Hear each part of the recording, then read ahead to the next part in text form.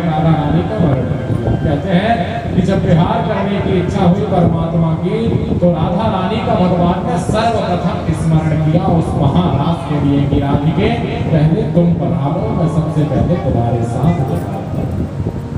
क्योंकि सारी गोपियों में राधा कृष्ण को अति प्रिय थी। दूसरे ग्रंथों में राधा जी के साथ विवाह भी बताया है भगवान आनंद। भागवत में तो वर्णन नहीं है, तो दूसरे ग्रंथों में भांडी वन में विवाह की कथा भी आती है। तो राधा रानी अति प्रिय थी। अति प्रिय मतलब राधा कृष्ण अपना प्राण समझते थे। और इसीलिए नियम यह है कि जो राधे राधे कहता है, राधा रानी को पुकारता है, कृष्ण उसके ऊपर से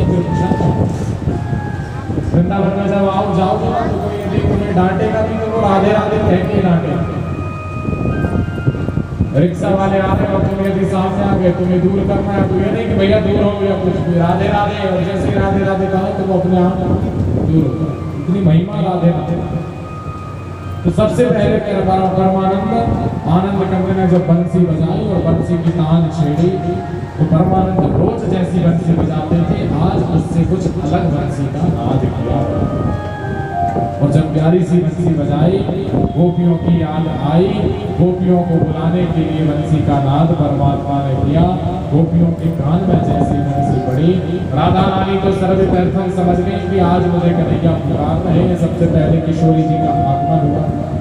अब जब ब्रजमामाओं की बारी आई, सारी गोपियों के कान में भी उस मधुर वेणु के स्वर पड़े, तो सारी गोपियां सारा काम छोड़कर कहाँ चली गई, दौड़ी दौड़ी कि कहाँ ये बंसी बज रही है, क्योंकि आज अलग बंसी का नाम। तो कन्हैया का गोपियों के साथ ऐसा संबंध था, कन्हैया सब बता कर रखते थे कि आज यदि मैं ऐसी बंसी बजाऊंगा तो तुम समझ जाना कि मैं तुम्हें अब कुछ कह तो सकते नहीं थे। तो कन्हैया ने निर्देश कर दिया कि देखो, जब मैं सुंदर पुष्प यदि सफेद रंग का फूल यदि मैंने दाहिने कान में लगाया है, तो तुम समझ जाना कि आज मैं तुम्हें गोमाली गली में ले लूंगा। और यदि वही सफेद पुष्प मैंने बाएं कान में लगाया है, तो तुम समझ जाना गोपियों कि आज मैं तुमसे दूसरी गली में। तो जैसे गोपी दौड़ी दौड़ी सब काम छोड़, जो गोपियां कार्य घर में कर रही थी, कोई भोजन बना रही थी तो रसोई छोड़कर भागी, कोई दूध उबाल रही थी तो दूध छोड़कर भागी, कोई अपने पति की चरण सेवा कर रही थी तो चरण सेवा छोड़कर भागी। लिम्पन्त्यः प्रम्रजोन्यन्ता अंदन्त्यः काश्चलोचने व्ययस्ता वस्त्राभरणा काश्चित् कृष्णान्तिकं यनु तावार्यमाणाः पतिभिः पितृभिर्भ्रातृबन्धुभिः गोविन्दपहतात्मानो न निवर्तन्तं मोहिता। लिम्पन्त्यः प्रम्रजोन्यन्त्या कहते हैं गोपी ऐसे मिलने के लिए भागी कन्हैया के साथ कि बहुत से पतिदेवों ने तो रोका कि कहाँ जा रहे हो, रोकने की चेष्टा करे, और गोपियों ने किसी की बात नहीं की। प्रम्रजन्तो कांसलोचनः कहते हैं गोपी तो आंख में काजल लगा रही थी, और आधा काजल लगा, एक आंख में लगा, एक आंख में लगाई थी, बंसी की नाद सुनाई पड़ी और गोपी भागी गई। आधा काजल लगा,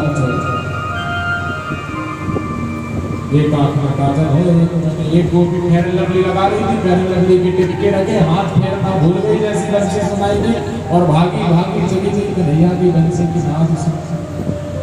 पार्यमाणा पति में एक पति के चरण दबा रही थी, और जैसे बंसी की नाद सुनाई पड़ा, बंसी की धुन सुनाई पड़ी, तो गोपी ने छोड़ा और भागी। गोविंदापहतात्मानो न व्यर्तन्त मोहिता, कहते इतने मोहित हो गई सारी गोपियां कि उनको परिवार की, घर की, बच्चों की किसी की चिंता ही नहीं रही। एक का गोपी का तो दूध उबल रहा था, गोपी जब भागी तो सास ने चिल्लाया कि ए बहू कहाँ भाग रही, तो गोपी ने कुछ नहीं सुना, भागी भागी पहुंच गई कहाँ। अब एक गोपी बची तो जैसे निकली भागने के लिए कि जाए हम, तो उसके पति ने पकड़ा कि कहाँ रात में तुम इतनी रात में जा रही है, कहाँ भाग रही है, और बंद कर दिया उसे एक कमरे की कुंडी लगा दी दरवाजे की, और गोपी को अंदर छोड़ दिया कि रात के समय में कहीं नहीं जा।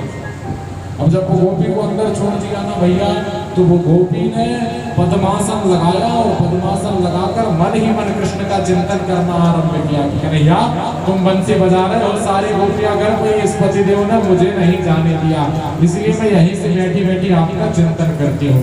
और पद्मासन लगाकर दोनों हाथों को जोड़कर जब उसने गोविंद का चिंतन किया तो कहते राधा रानी की बात सबसे पहले यदि कोई गोपी पहुंची तो वो ये गोपी पहुंची जो कमरे में बंद थी, क्योंकि इसने मन से परमात्मा का चिंतन किया। यही बैठे बैठे कि कन्हैया मैं आ नहीं सकती, मुझे राज में सम्मिलित करो।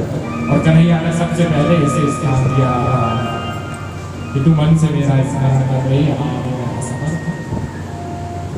अब सारी गोपियां पहुंच गई। जैसे सब गोपियां पहुंची, कन्हैया ने स्वागत किया। स्वागतम को महाभागा प्रियम तुम कर्माणि वह प्रजस्यानामयम लज्जित जुता गमनता।